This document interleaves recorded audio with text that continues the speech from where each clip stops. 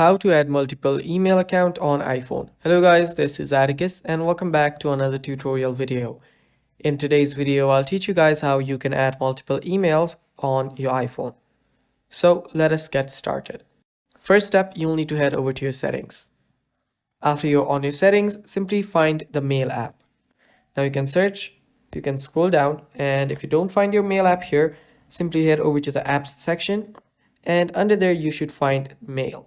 Now tap on Mail, and after you tap on Mail, you should see Mail Accounts.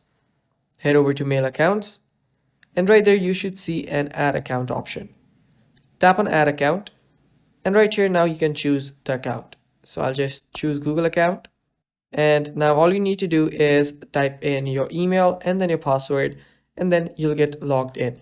Now this will add this account to your Mail. And that is basically how you do it. That is all for the video. Thanks for watching. Stay tuned for more and bye bye. Take care.